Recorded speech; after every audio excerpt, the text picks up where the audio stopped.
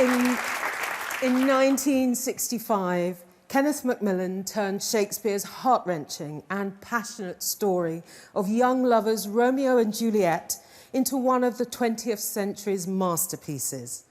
An immediate success, it's been performed by the Royal Ballet more than 400 times since and continues to enchant and enthrall audiences today. Good evening and welcome to the Royal Opera House, both to our audience here in the Claw studio and to everyone watching on YouTube across the world. My name's Hilary Carty and I'm delighted to spend the next little while with you as we explore an insight into the world of ballet. On the 11th of June this year, you can watch Romeo and Juliet live in cinemas all across the world. And to give you a sneak preview, we're going to see live this evening a rehearsal of Act 3, Juliet and Paris Pas de Deux. Please welcome the thrilling Royal Ballet Romeo and Juliet partnership of Leanne Benjamin and Edward Watson. And they'll be coaching first soloist Beatrice Stix-Brunel and soloist Reece Clarke. We have Craig Edwards on piano. Welcome, Leanne and Edward, Beatrice and Reece.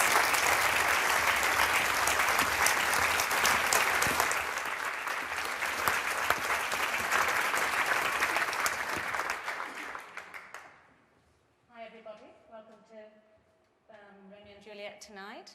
We thought we'd start by, we've slightly taught this pas de deux in the third act. This is Reece isn't playing Romeo, he's playing Paris. Yeah, he's Paris tonight. He will be doing both roles. So his head are in two different places.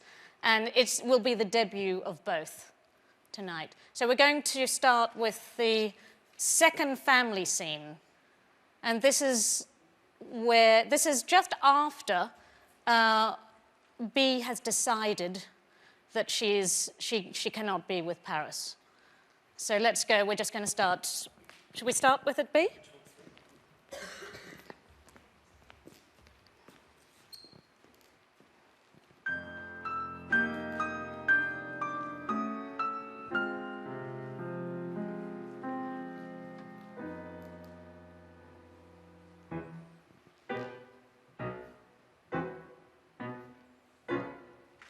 Looking up, B.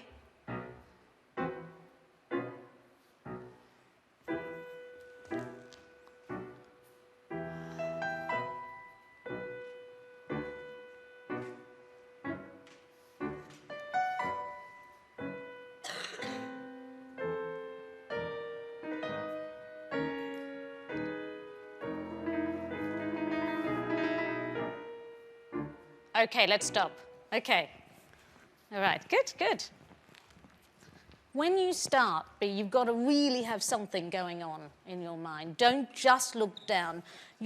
Even though, you know, we want the audience to come into you, don't be looking at the audience, but let the audience come into your thought. So if you do the whole thing down here, it's just not going to read.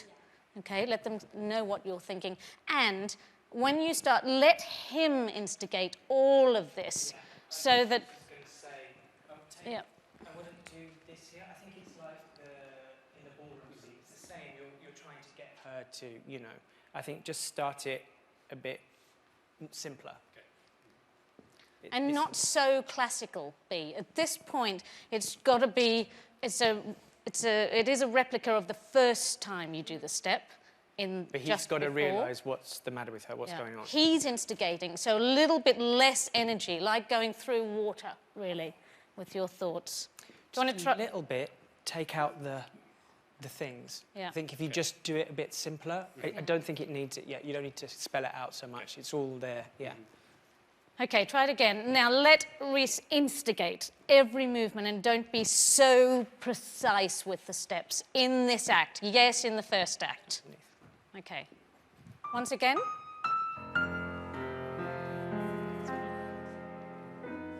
And.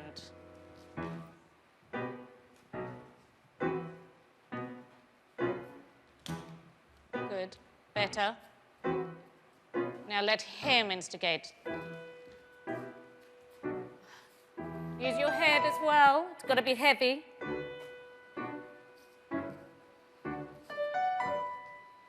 Stomach muscles there. Slower, Reece. Slower again, you've got loads of time.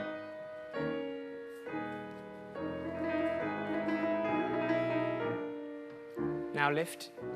Good.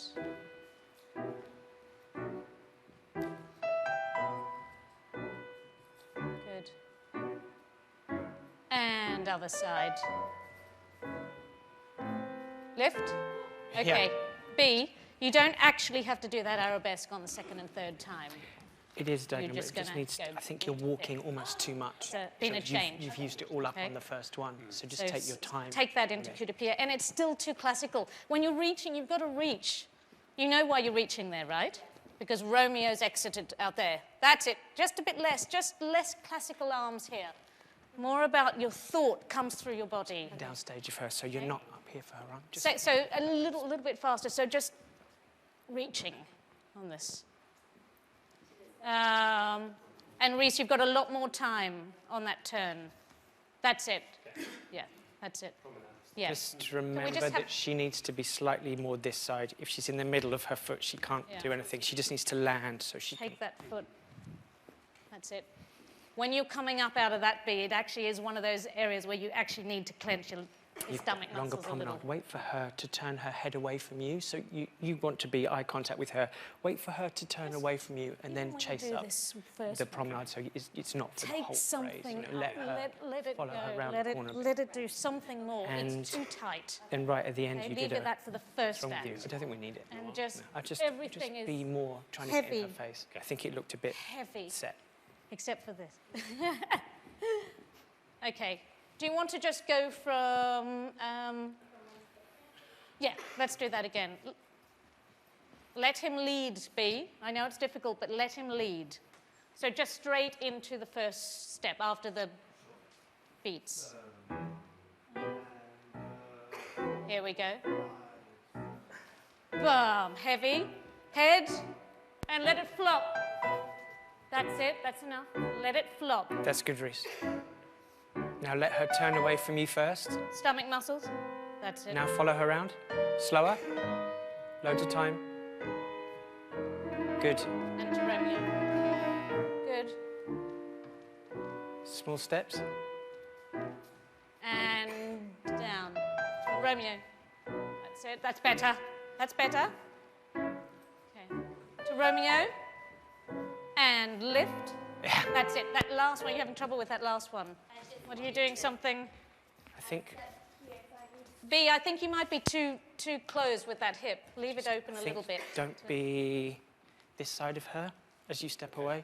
Try and be slightly downstage so when you step in, she's ready here. That's yeah. it. Always That's it. slightly either side of where she is, just a bit more than Just you're be doing. careful you don't overturn those hips, because if you go all the way around here, it's going to be so hard to get back. Yeah? Just That take thing it. we said, at the moment that she starts to break her arm a little bit, that's your cue to step in a little bit. So if you can just remember to not be so locked, Yeah. because otherwise it's swingy. Just do these straight on to, just to lead into these poses to Romeo. Bum, The end of the bum, promenade? Bum, bum, bum. Okay. No, wait, Levy. Okay, sorry, B, you were right. And, oh, back. That's better. Okay, better. Down.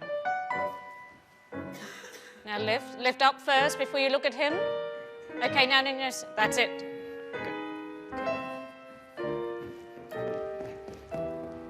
Good. Turn her. Turn. Good. Good. Up. Good. Get on with it.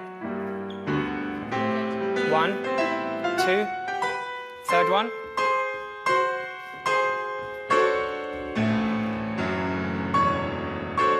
I need to say a few things about that, so let's do it. You can do it now. B, sorry, I'm going to stop the flow. That's good. Yeah, much better. I Can just you think push on him? Reece, I need you after you finish run with Ed. anywhere. I wouldn't run anywhere. I think it's good that there's a distance, Push but on I don't his think chest you're in a hurry. I think you're a little bit... more. Push on his chest and go away. You don't want him anywhere near you. You would have been all right, but I think just take bigger steps. Like This is pretty good. Had enough. That was actually really good. Just don't think of penché. It's not about your legs. Okay. It's about your intention. And if the legs go up, so be it. But if they don't, just let them go where they go. Okay. I think it's nicer that we see it go off rather than up. Like you're going away from him that way. You know. Yeah. But when you come in, can you be Paris? You're coming in and you're coming to me. Come around. Now, really, as he's pushing you down, no. Trying to get in there. And then this leg, do you know what that represents? You're pushing him. Just push him away from You're kind of you. almost knocking him around the corner a little bit. Yeah? So come up to him after you finish. This was really good. Up you come into her. No, you're not pushing. So really, I mean, get away from me, Reece. Get away from me. That's it, whatever you want. Come up to him and then... That's good. Guiding him with that foot. That's it. That's it. The thing is, better. you don't have too long up before you have to start coming around. You have to just start a little bit sooner than you did, Yeah. Him to come up. Yeah. Yeah, I think so. Otherwise, she can't do anything. That's it. Help her up. And up. Round the corner. That's it. That's good. Look at him in the eyes. That's it. That's it. Reece, you still seem a little far away from her. Does that hand have to be so far past him? Can it be here a little bit? No, I'd love you to be here. I think it looks a bit more that we really see you pushing away from him. Yeah. Yeah. Okay. And then in the next bit, less steps again. It's a little bit too much. It's a little bit too much plie. We don't want to see the legs. We want to see your intention. Maybe think more of this stuff. Yeah, and actually you can push on his shoulders there. That's something Yeah. I learned yesterday. You can push on the shoulders. You don't have to go for the chest on this bit. Take what you want. Do you want to do from this bit again? Maybe that walk in, 1, 2, 3, yeah? Good. I'll try not to stop you this time.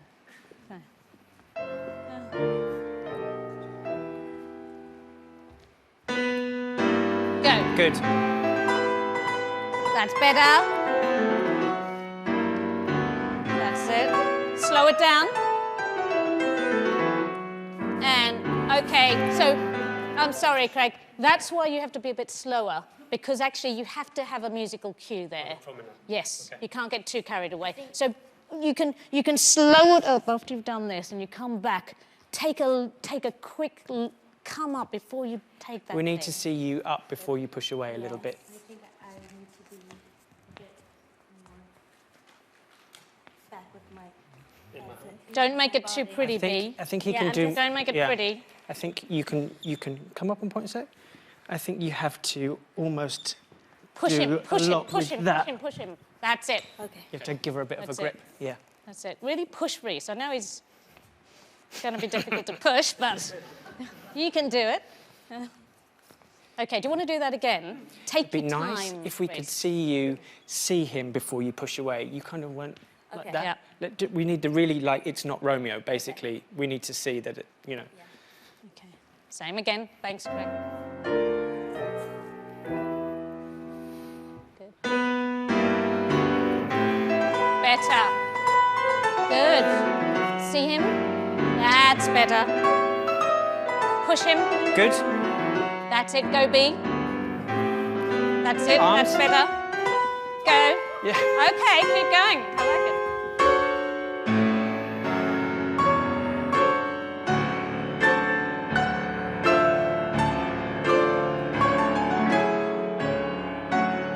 Good. Not too classical, B. Good.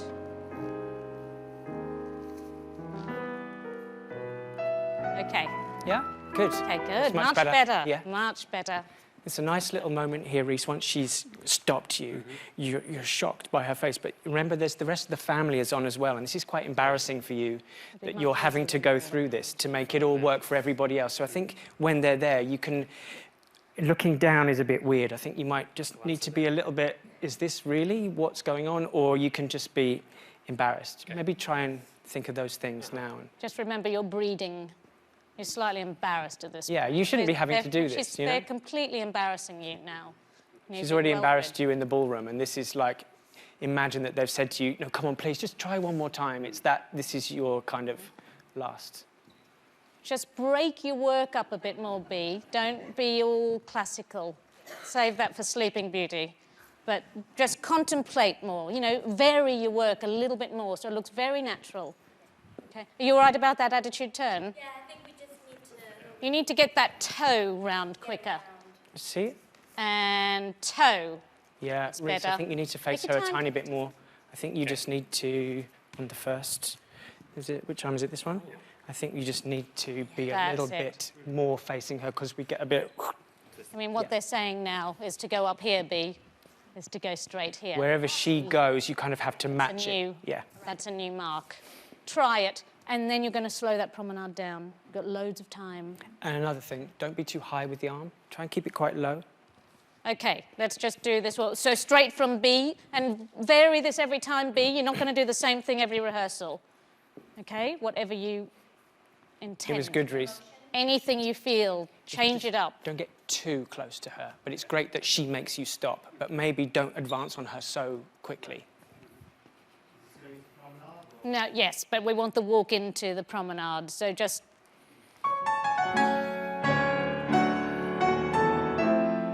Okay. Good, good, good. Good. Up. It's better. Now slow it down. Slow. See him? Push him. B, that's not nearly enough. Let yourself go. Good. Try him. You're going to try again. Good. See him and push away.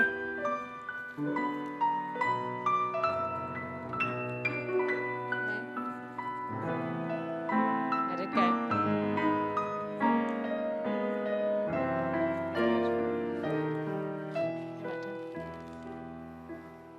Yeah, do you want to? Yeah. Can we stop? It's good. That's great. Just this Good. last little thing, Better. I think we just need to be like, stop it. You know, this is like, Stop it. we need a little bit, you're embarrassed by her. Okay. Not too much of that. B. Yeah. More. You know, I mean, really, no. I think sometimes we see you too, already too off and then classical. you go, no, it's nice that we see you push away from him. Use him. Push away from him. Yeah? That's it. That's better? Just keep changing it up. That's it. And then just a low little foot there so we hardly see it. I think This that was good better. going round though.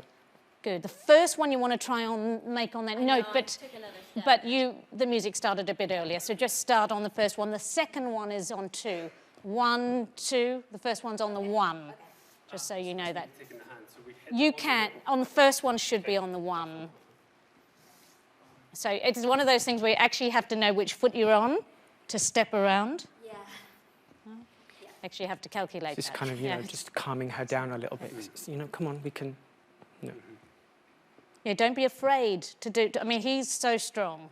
He will have you wherever you go. But after all, the more you go this way, the more you actually have to use your stomach muscles coming in for that turn. Look at him. No. A bit more. Now come in, just foot. That's better. That's it. That's better. Good. Trying to be too close to her because you want to see her arm drop a little bit. Just at the end of, so once her arm comes up, try not to be too much here. Give her a little bit of space. There we go. That's better. Yeah, nice. better. Yeah. Good. Do you want to go on? Do you want to go on? Yeah. Can you get the mood back? Yes. Okay, good. Just where he maybe stops you.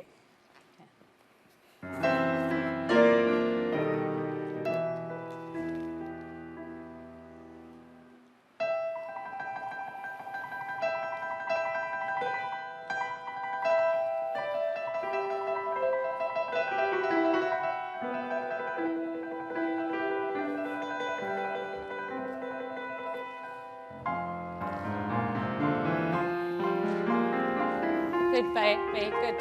It's good timing. Good. Better. Good. It's really nice if you can go up through those feet before you bourrée. Express yourself through your feet. Maybe go like you're going to take her hands and she's probably already... Right up and back. That's it. That's your expressiveness. Timing coming in was good, but... Okay, and the to bourrée kind of was see really your good. relief a little And bit. again, when you go Just down, before just you be go careful in, it's not she too nods and you're classical. like, you know, oh, thank God, and then, you know, this and then is your she's gone moment again where and you've you're... decided. But all the family will look after you and they say, no, Take that everything's fine, everything's potion. fine. So just we need to see your relief a little bit. Good, that was better. It was good.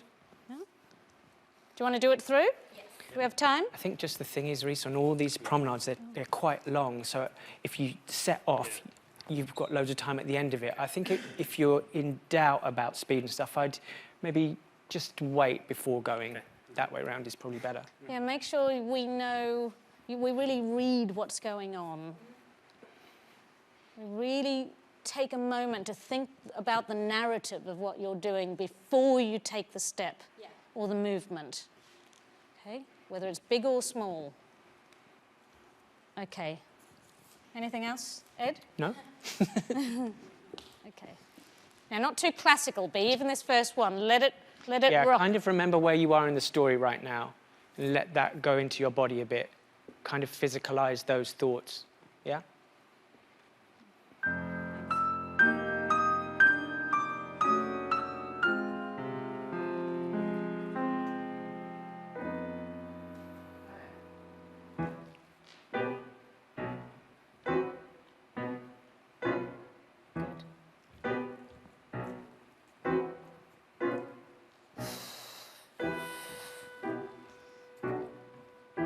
Heavy.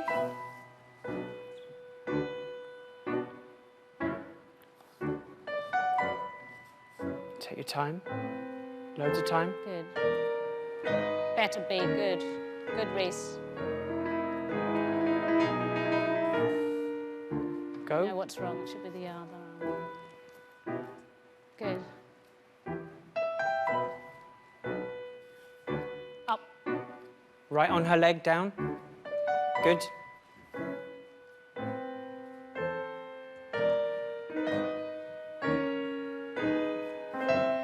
Good. Hold back, Reece. Go. Good.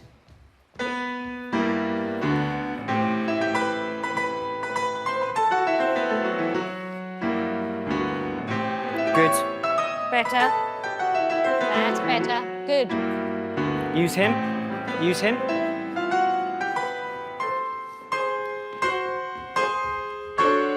Good, B. Good.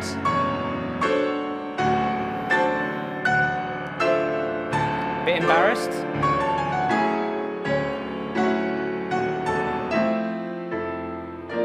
Not too classical.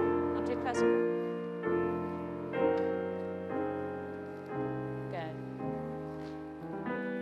Slow, slow, slow, slow.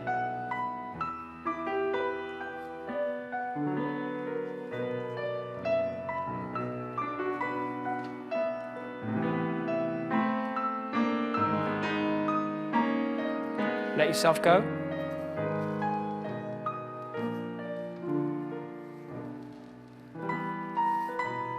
Two. A beautiful retire right through. Keep it simple, Reece.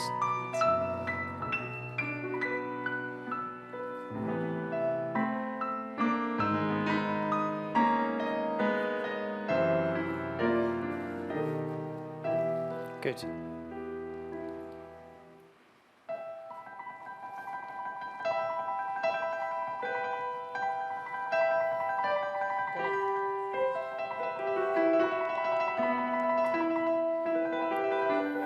Really face him there, B. Better. Good. Good.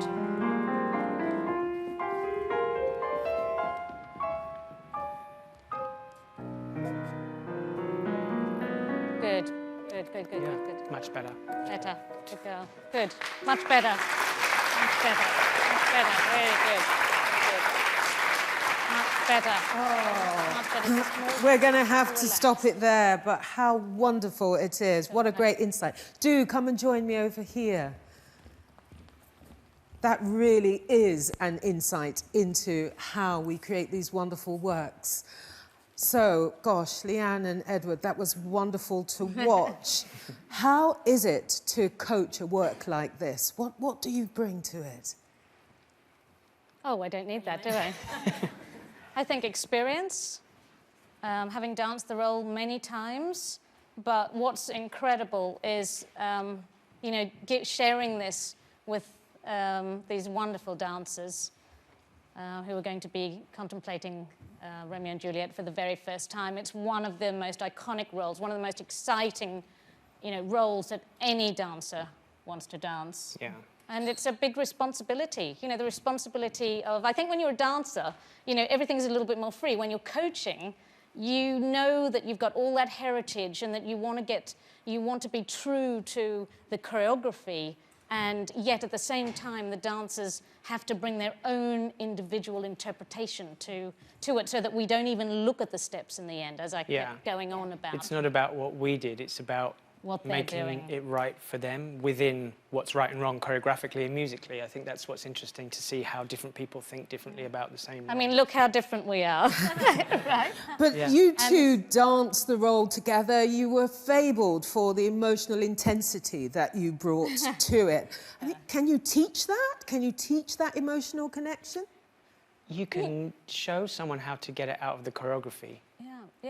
In a way. I mean, everybody brings their own thoughts and their own feelings and their own experiences, but actually it's such a brilliant ballet, it is all there. And if you wring the choreography dry almost of everything that it could possibly be, that's what we can really help with, I think. The choreography is absolutely sublime, and as you say, if you work with it, that's what's going to make it fantastic. What advice would you be giving to our dancers who are working with this for the first time in terms of dealing with that wonderful choreographic work? Keep it fresh. Simple. Be yourself, because no two interpretations are going to be the same. And that's the thing that we all know that Kenneth loved, was, you know, whatever size you were, tall, short, you know, whatever, it was about what goes on here and what goes on here. And it's the connection and the chemistry between the two artists on the stage. So, as I say, you know, the choreography is going to be the same, but it's going to look so different on every couple that are on that stage. And how do the two of you work as a coaching team? Does one take the lead? Do you...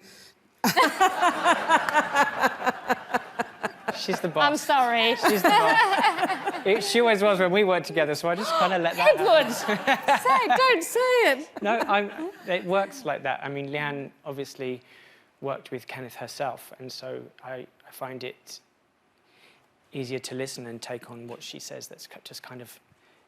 And I think this is a newer experience. Yeah, I haven't really... This is the first time I've been, you know, helping anybody with anything before. This is the first time we've coached together. This is our debut coaching session. Yeah. Lots of debuts. Which is fabulous. It's fabulous. And as you see, we tend to talk over each other as well, just because we're used to doing that in the studio. So apologies for that. There's some things that she knows that I don't. There's some things I know partnering-wise that, you know, she doesn't, you know, because I was behind her or whatever. But so actually to work together has been great. So turning to Beatrice and Reece, I mean, what is it like being coached by these two who've done it so well, so often? Be careful. We've got £10 here. Well, I kind of grew up watching Leanne and Ed doing Romeo and Juliet. So kind of to get that instant live feed on the stage, and now to get that instant live feed in the studio behind the scenes is just pretty remarkable. I think one thing that I find fascinating is the fact that I can get incredible corrections from Leanne, and then 2 seconds later she'll go to Reece, and Ed will come to me, even though Ed is the guy, and Ed is, you know, he partnered Leanne. He will still give me corrections for Juliet, and vice versa. Leanne will say something to Reece, and that's something, that interchanging factor, I think, is incredibly beneficial, just as a debutante. Fantastic. Now, Reece, you've got the dual role. You're performing both Romeo and Paris. What's it like? How challenging is it to hold those two roles together? So you're right, it can be tricky, you know. The tricky part is learning all the material, you know.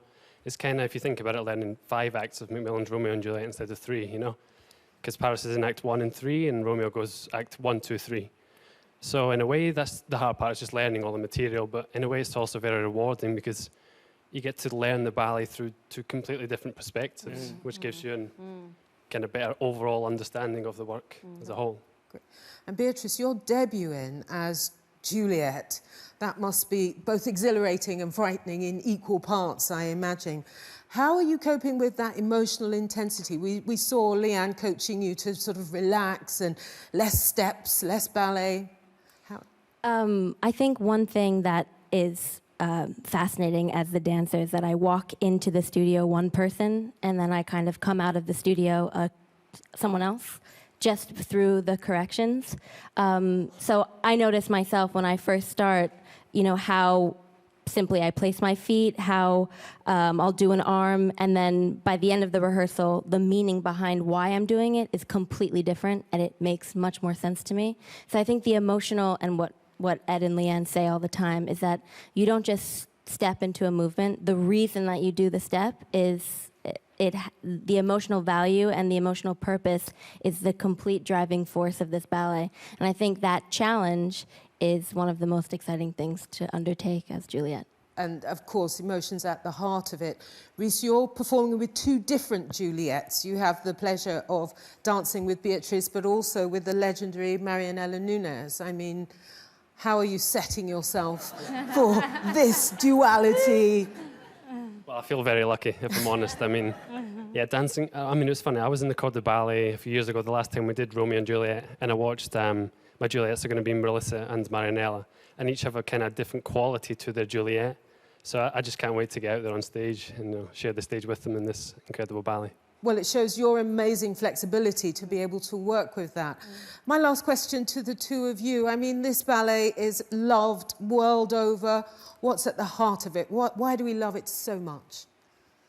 Oh gosh, because it's so real. It's everybody's story. I think you watch two people have a whole lifetime in such a short space of time. You watch them grow up and die in such a short space of time, but it's all there. It's all...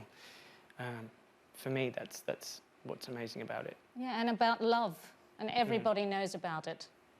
Love and when you've had problematic times as well. It's the universality that comes out. It is, yeah. So everyone can relate to it. It's just so relatable. Absolutely. And this ballet of, Kenneth's work, it's just timeless. As you said, when it was created to today, it looks fresh. And that's just the beauty of Kenneth's work. And the beauty of Romeo and Juliet. Please, thank you very much to our coaches and to our dancers. Thank you.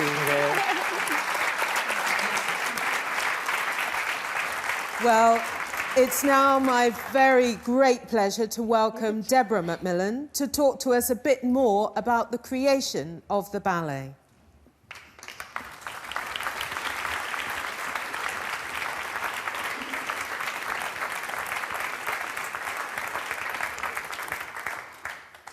Thank you so much for joining us this evening, Deborah. Tell us, why did Kenneth want to create his own version of Romeo and Juliet, a story that's so well known? Well, first of all, I have to say that I'm a complete fraud because I wasn't here when he created it. It has one of the great scores that's ever been written for dance. And he had seen the Bolshoi and was blown away by Ulanova. And he and Cranko were talking about doing it. There was a bit of competition between them. I just think he just couldn't keep his hands off it, really. It fits. He does love those pas de deux. He works with it so well. I believe he created the balcony pas de deux for Lynn, Seymour and Christopher Gable, and created that actually to appear on CBC television before the full ballet was commissioned. How do you think that sort of creation of the pas de deux, how does that reflect, is that reflected in the full work? Well, he always began with the pas de deux. And in later works, for instance, with Winter Dreams, he did that as a gala, the Winter Dream, the farewell pas de deux first. And I think he always said he started with the pas de deux because he knew then where he had to get up to and where he had to come away from. And it becomes the high point. And so it was most important to him And I think for audiences and things, it becomes this sort of crystal in the middle of everything else.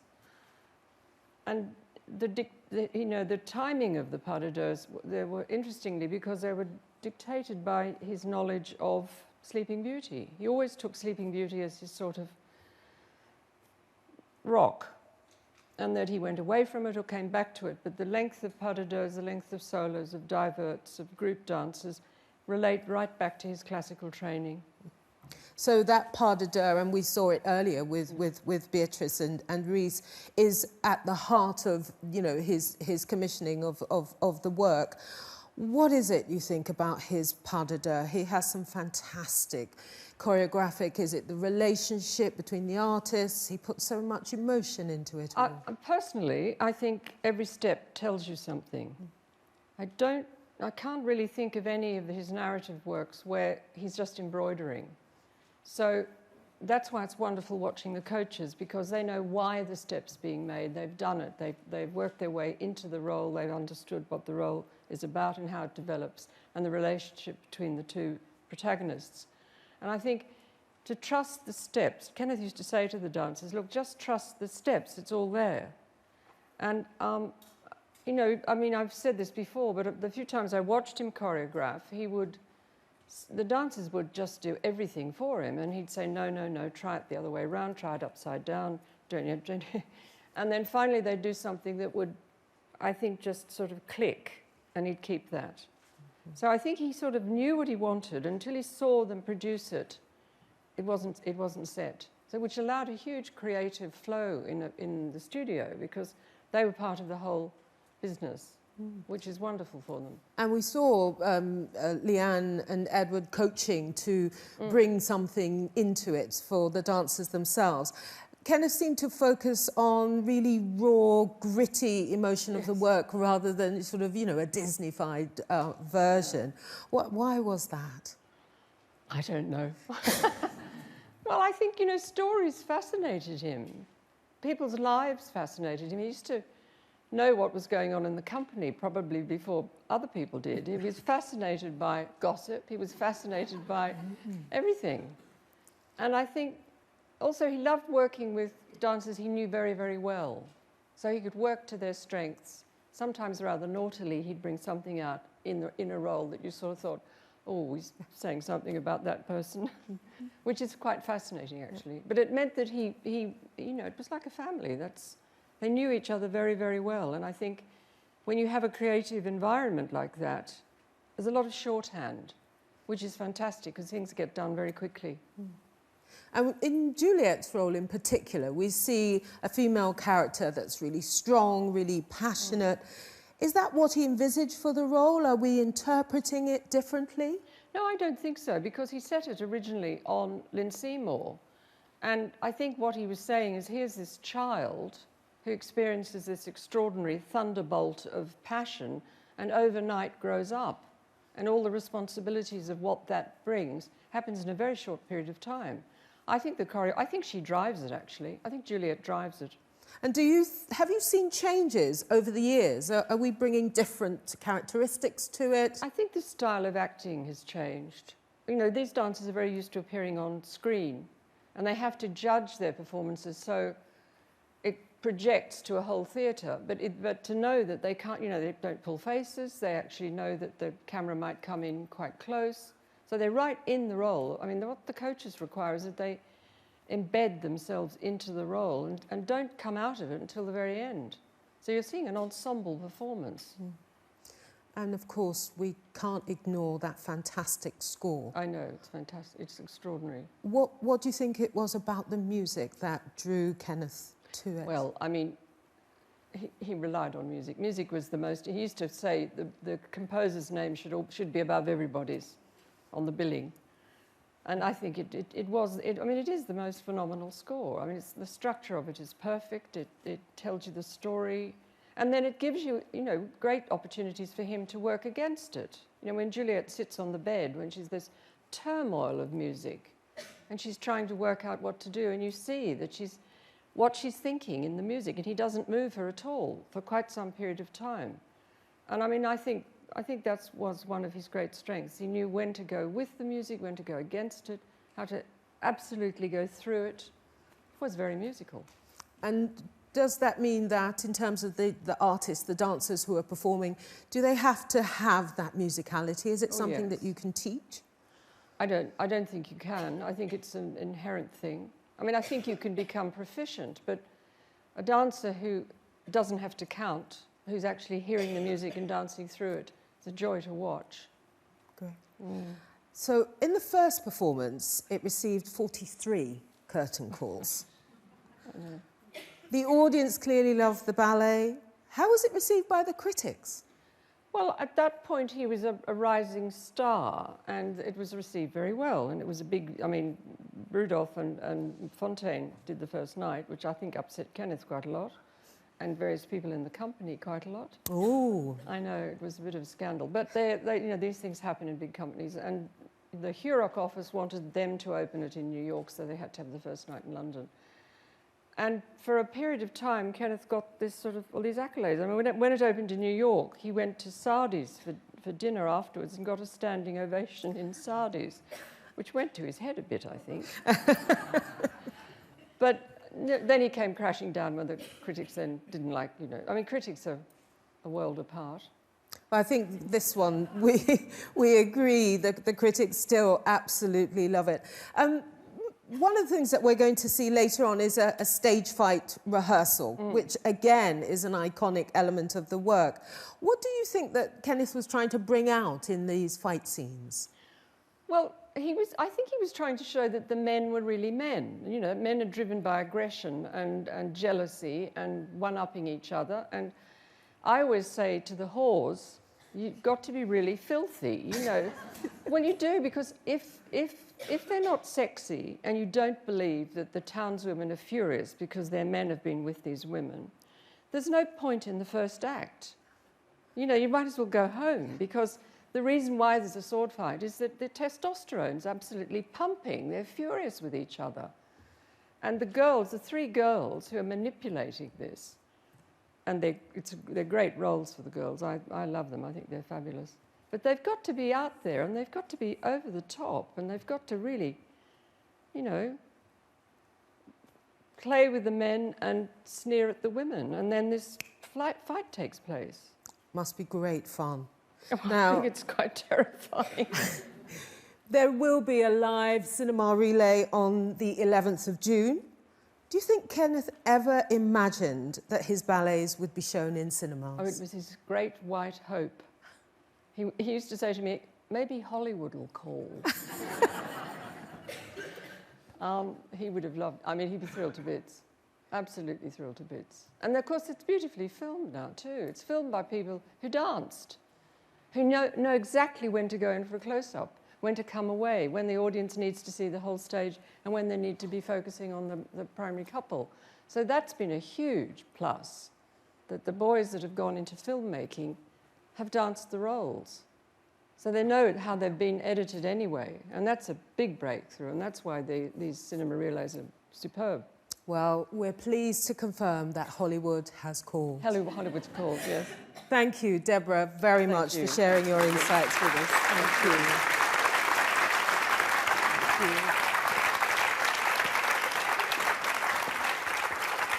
So the Royal Opera House's Armoury plays a crucial role in bringing ballets like Romeo and Juliet to life. To hear about the amazing work that they do, I'm now delighted to welcome Assistant Armourer Max Brown.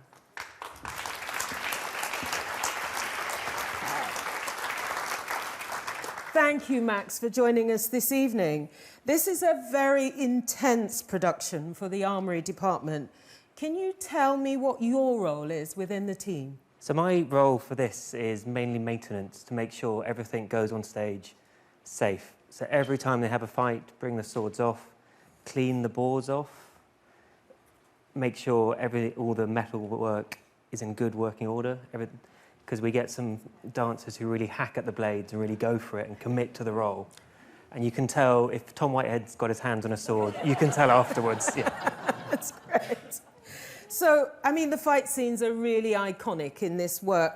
How many weapons are there used on stage? So we have about 50 swords, not all used, but we have ones to swap out. So if anything does go wrong, we can get them a sword quickly. So it's there in the wings, ready for them, so nothing gets broken in the production. Everything keeps rolling through. So you've got a rapier here. Yes, that's correct. Quite dangerous looking. How do you prepare that for the stage? So for this, we've had to alter slightly. If you see here, I've put little beads on. The reason for that is during the first run, one rolled off into the pit. So literally these we put on to stop. Gosh. And that went straight into a bass drum, apparently. So luckily, not onto the bass drummer, but into the drum. So that was a little thing we put on, just so if they do get dropped on the roll, they stop. So safety must be an absolute crucial thing. What sorts of things do you do to make sure that these swords are safe? So the sword itself, the blade, is us and the Olympic team who are the only people who use this sword. When we contact the sword maker, that they were telling us that this is the highest competition blade we can get within the country. And so we clean them all. So if you look, the sword is completely smooth, so you can run your hands up and down it, so there is no sharp edge. And that is after every production, I file them down, sand them down, and polish them. So it's a good 3-4 hours work after every show to make sure everything's ready for the next one. Gosh, that's a late night. Yes. So, I mean, as well as preparing the armoury, you also train the dancers. What kinds of instructions would you be giving them? I don't train them personally. We have a fight director who comes in for that. So we work with the fight director to make sure they're happy with the weapons they are provided. So they will choose, on a new production, they will come and see us and discuss the piece. With ballet, weight is always the issue. So often we will make swords, remake them in an aluminium, just so that, the dancers aren't struggling with a big, heavy steel sword. Or spear, yes. And your team are at every performance, yes, making sure that it's all safe? Every performance worldwide. I've worked 4 countries on Romeo and Juliet, taken the swords out, maintained them during the runs. So I've been to Taiwan and Japan and Budapest with the show to make sure it all runs smoothly anywhere they take it. So I get stopped at Heathrow for my bracelets. What do you do to get through all the various customs when you're travelling? So this sword here, this is one I did send to Japan. There are 4 serial numbers ingrained in every section. So if I take the sword apart, this is the pommel nut.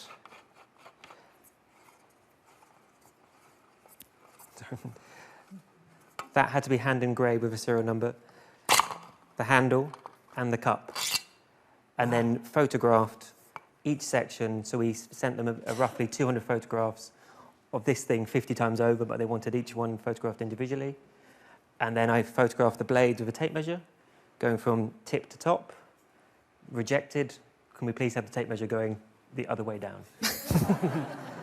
I know the length doesn't change, but the Japanese customs do. So, we have to work with the country to what they allowed into the, allow in.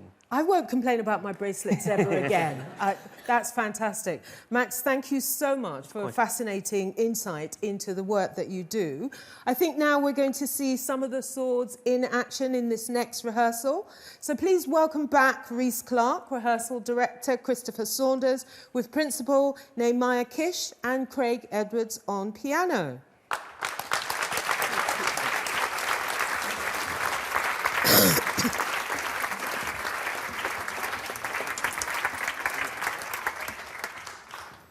Good evening. We're going to be rehearsing the Act 2 fight between Romeo and Tybalt. We've had one go of this, I think, last week, which is good because then you'll see it in its raw state. Excuse me. The important thing when they first start this fight is health and safety. So I'll be stopping quite a bit to make sure that the strokes they make are correct and they're not going to hurt each other, but also the safety of everyone else around. Because in this fight especially, once they get into it and they know the routine, the last thing they want to do is be thinking of health and safety. Because emotionally, this is the last fight, and for Romeo, he just wants to let rip. Excuse me. So shall we... why don't we just start at the beginning and I'll stop as soon as it goes wrong? Okay. Should we just have 2 what I call rumbles in? So just give us 2 quick 8s in, please. And...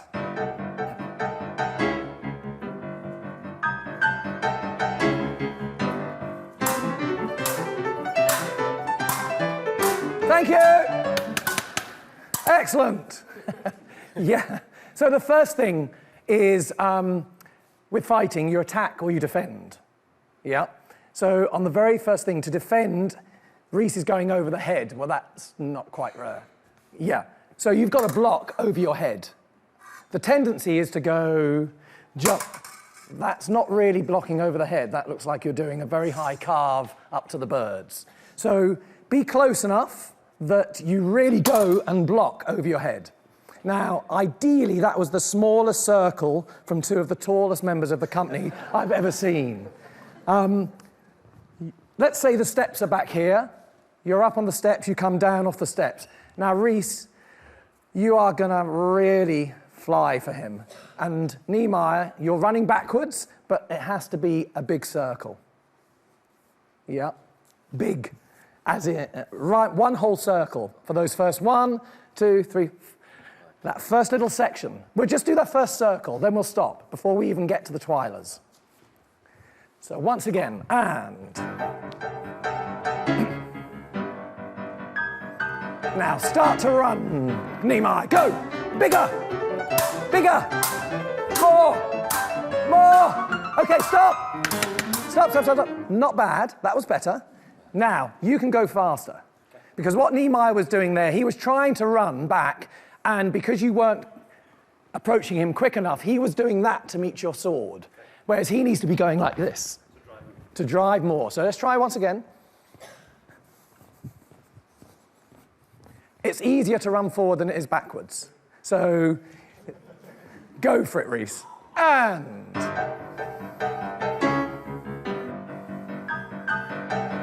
Here we go. Go, Niemeyer. Yes! That's it. More. Okay, stop, stop, stop. Good. Not bad. That's better. It could still be bigger. It's scary, but that's brilliant. If you're scared, they're going to think, oh my God, he's scared for his life. And that's where you need to be at this point in the fight. So again, it's simple, but if you do the choreography, even though it's fighting, if you do the pattern to its maximum, you're halfway there.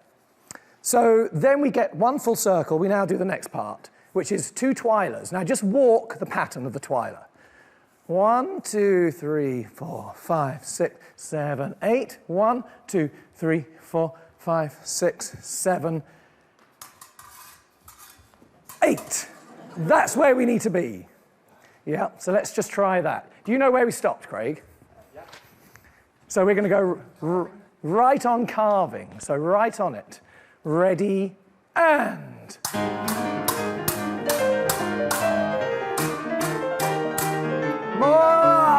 Right, okay. The hard bit is for Tybalt, once you come around here, because you're being pushed, you need to now cut this corner to allow Romeo to swing out, to then drive you back this way, all the way across. It's hard, but there just needs to be a moment where the tempo, the speed you have of traveling slows down, you rotate, and then shoot right across the front. Do the same thing. Ready, and... Now, rotate! Yes, drive! Okay, stop, stop, stop, stop, stop. Pretty good. Now, do you remember when we first started teaching the fights, I said about keeping the tip of the blade to the head height? The minute you get too close and that happens, it's non-realistic. Yeah, apart from the birds up there, or if you then do a downstroke, it's the floor. So just keep that distance at the same time of doing that. Okay. Once again. Which is hard when you're rotating. So Reece, you have to almost crab sidewards a little bit to get around. Ready, and... Yes, keep it. Almost. Okay, good, pretty good, pretty good. So then we do this next bit, which is up, down, you turn, down, up, Oh, no, that's overhead. So we've got, just go back a minute. So we have the swords in, crossing. So that's the height, that's the distance you want to be. A bit further away, there. That's the distance you want to be for the tap down. So we go up, down, down, turn, down. Now, you've got to travel back. You've got to go further because you've got to do overhead.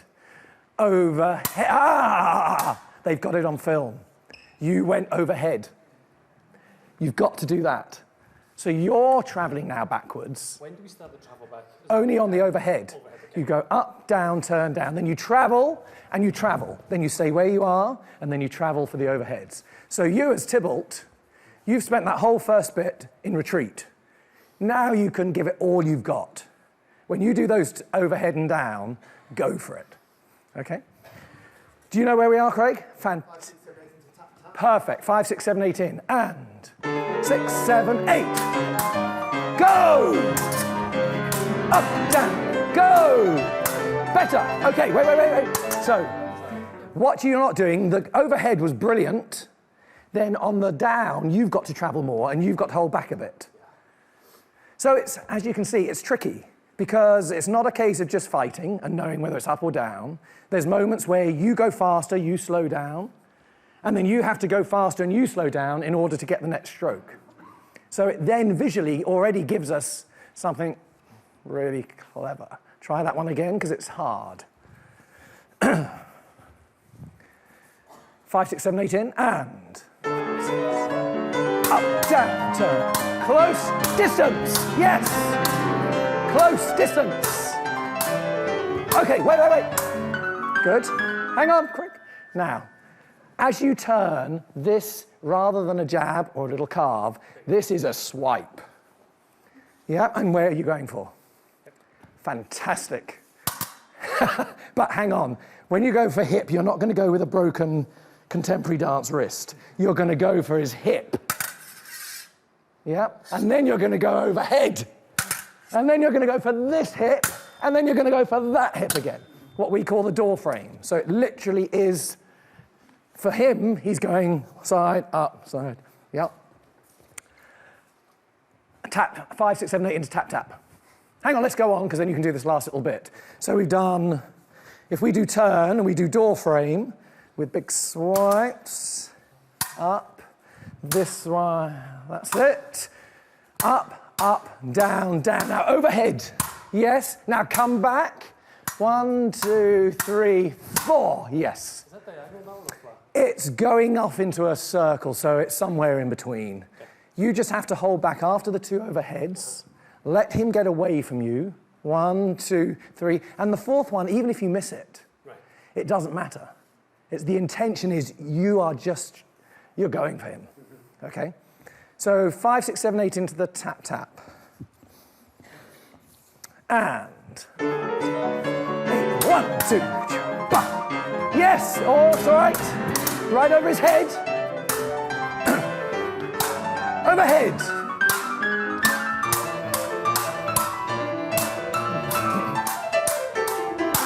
Okay, wait. Thanks, Craig. Not bad. When you're defending, don't try and meet his sword. See, if you go in slow motion, when you do the turn to the hip, you are going here. Well, that's sort of no man's land. That's not going to protect your hip. So when he goes, you want to go, boom, that's my hip. Protect it that way, protect over my head, protect my hip, and protect my hip. So to protect your hips, you've got to do that. Yeah, so what you don't, the tendency you want, because you've got the rhythm, you know the musicality, it's going to go dump, you go, and you try and match it. Well, it doesn't then read that he's going for your hip. Yeah. So as much as you can, if you trust it, I promise you it will work. The most dangerous one is above the head.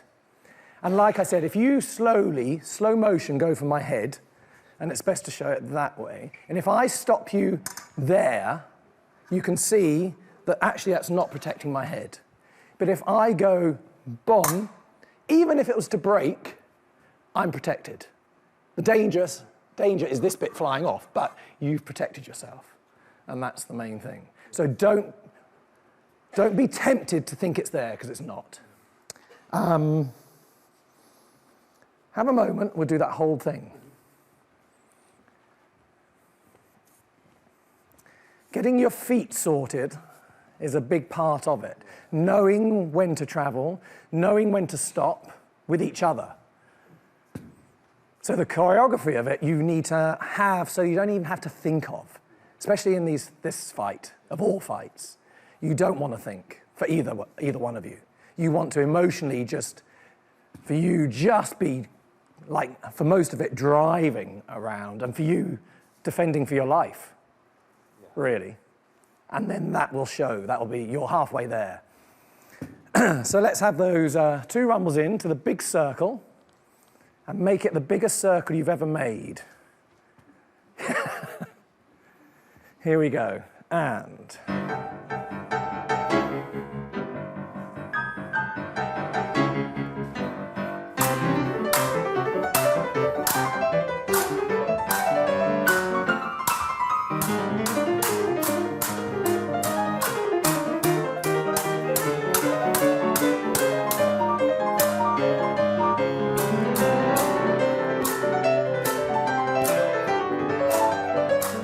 Push!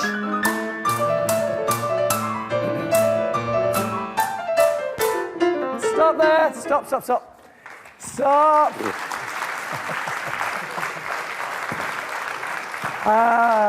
Wasn't too bad. There was a bit of posing going on. We don't want to pose, guys. Yes? No, there was... I could see a couple of... Ooh. I mean...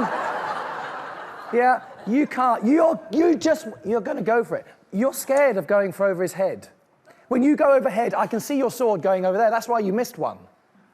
And Reece was directly above his head and you went, miss it. Because also another thing you have to learn, which the audience don't really realise, is if you suddenly had some superpower zapped from you and you just went, ugh, Tybalt still wouldn't hurt you. Because he'll go, poof.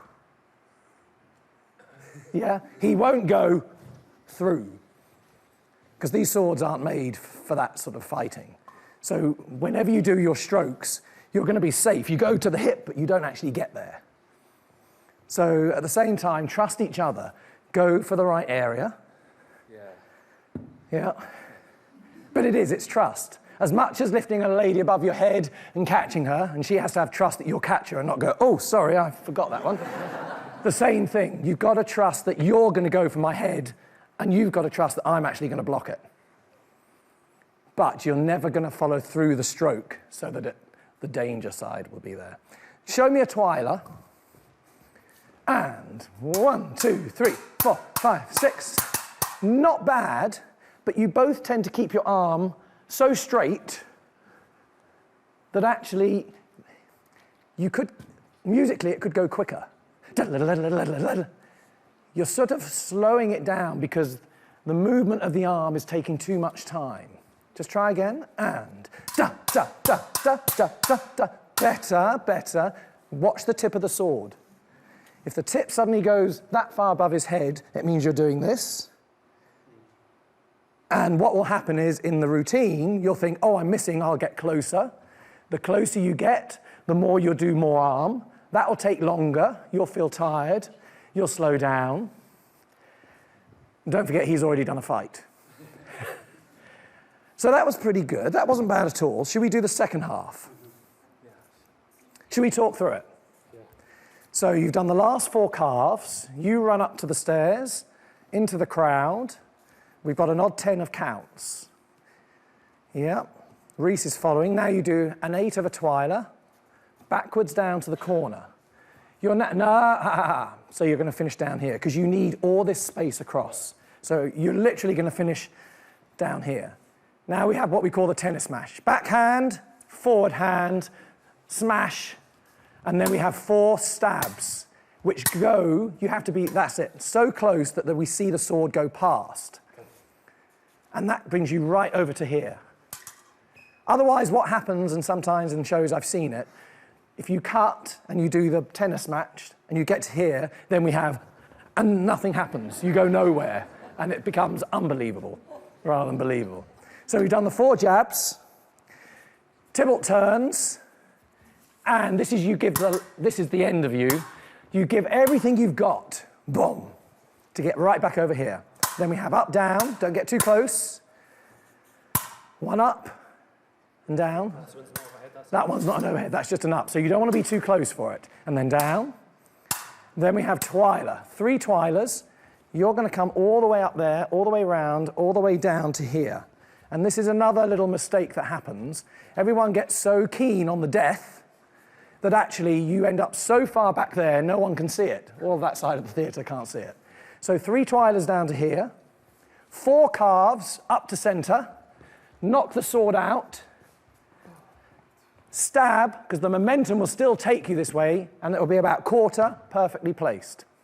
So it's just the 4 calves. Just the 4 calves after the 3 twilers. 1, 2, 3, and whatever you do, Tybalt, don't allow that sword to go flying out there. Just let it take the impact of the strike, and then drop it. So it does that. Because you can't say where everyone else is going to be. You've got all the actors, the actresses. So for safety, you just got to let it take the strike and then drop it. So do you have the 10, the odd 10? Right on the odd 10. So in fact, if you've got the 8 before that, the 8 before that, that's the last 4 calves. 4 calves, 5, 6, 7, 8, and then a 10. Ready, and 5, 6, 7, 8, 1.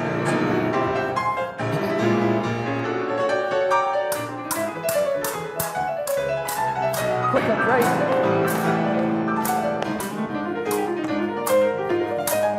Okay, stop. That's why I have a sword, because then they'll hear me, otherwise my voice goes. Yeah, you placed it wrong. So you've got to start that tennis match over there, because that's only 3 strokes. Yeah, it's backhand, he's doing backhand, so it's that way, forward hand, smash, boom, that's it. And then you've got the 4 jabs to go right the way across the other half of the stage. So the tennis match is on in there still? Tennis match is, you've just turned, is from that corner to centre, and then the 4 jabs from centre to over here. Same place? Here we go. And 1, 2, 3, 4. Take your time.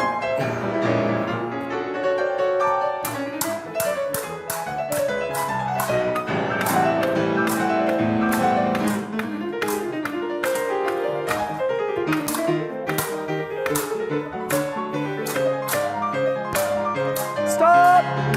Put your swords down a minute. Just put them down. Let's just do play right on the 10.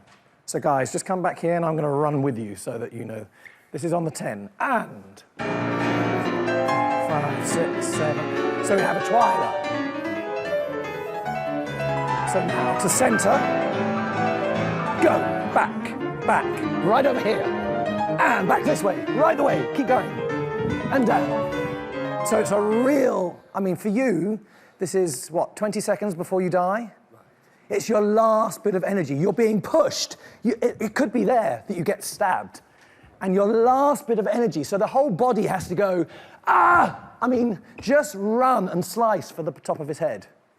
Everything you've got. Then there's just a moment when you haven't got him.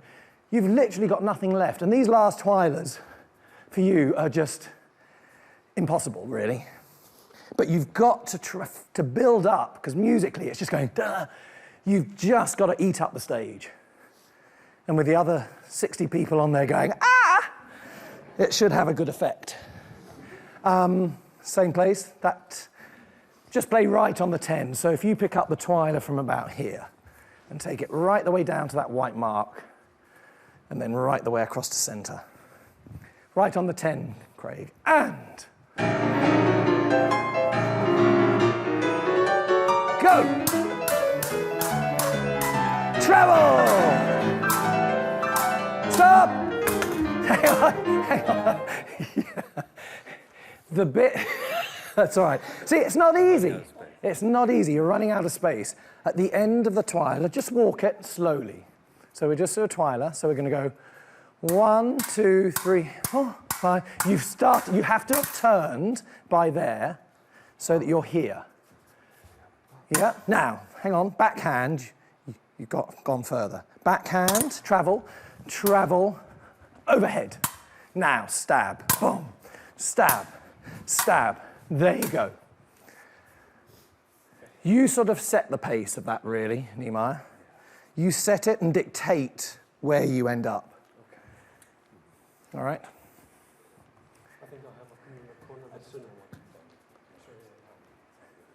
So I tell you what, when you see my fuchsia top, you can stop. I'm your guide that you've gone far enough. Here we go, and go! Go, boom! That's all right, don't worry. That's fine, that's fine. You're doing good, very good. That's it. To your right, to your left, overhead. Same thing, and.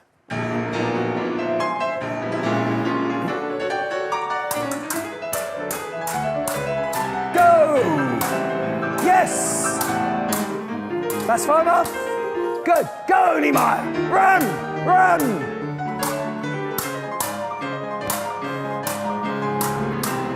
Big circle. Bigger. Go on.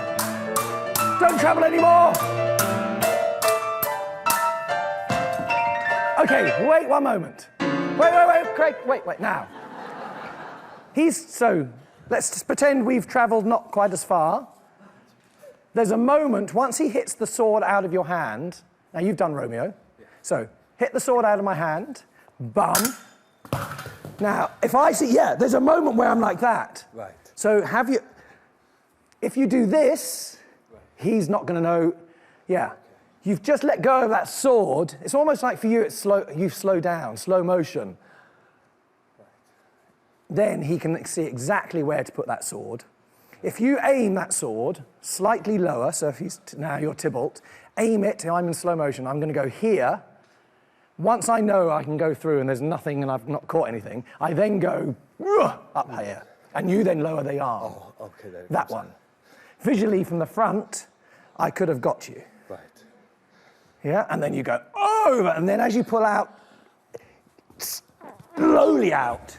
Takes a little bit of time pulling that sword out of those ribs and... Last weekend, it took ages getting the sword out. Not bad. Have a moment, we'll do the whole thing. Cruel to be kind. Don't worry if you miss a stroke. That's not the end of the world. That's not what this fight's about. Hearing tap, tap every time. It's really not. I mean, obviously, if you only get one, then we're in big trouble, but don't let it make you go, oh no, because you shouldn't be even in that space, mentally.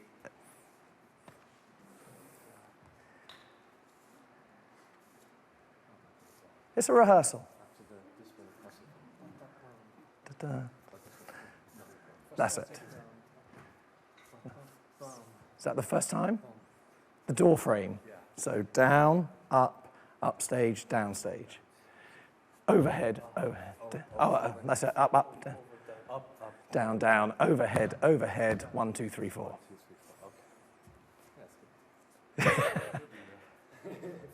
That's okay, it's late, it's been a long day. Just have a go. I'll see the fear, that's good. I might see the fear, that's not so good. Here we go. 2 rumbles in, and...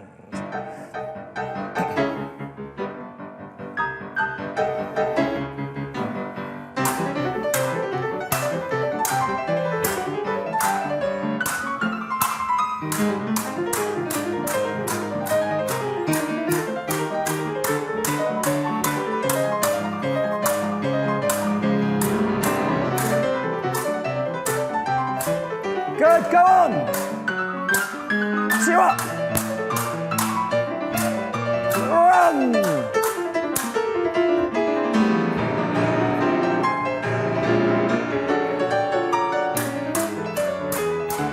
Turn!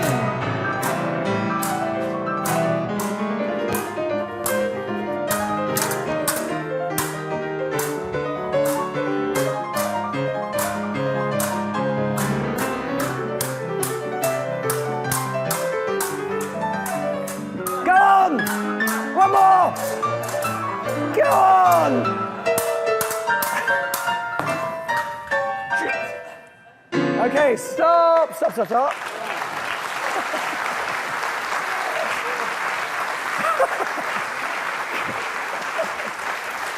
Good. Thank you. Good, good, good. That's not bad. Thank you so much. I think Christopher would say, not bad. Not bad. Not bad. There's not some way bad. to go. That's good. Thank you so much. Sadly, that is all that we've got time for tonight. But Romeo and Juliet returns to Covent Garden on the 26th of March, and it will be live in cinemas all across the world on 11th of June. Do not even think of hesitating to get your tickets. We've been watched by audiences all over the world, from Argentina, Russia, Finland, Thailand and Brazil. And we're loving the comments that are coming in. Lisa from Baltimore says, who needs homework when your favourite dancers are rehearsing one of your favourite ballets? Thank you, Lisa. Well, that's us for tonight. I'd love to say thank you to all our guests this evening, to our wonderful audience here at the Royal Opera House, and to all of you watching on YouTube all over the globe. Good night.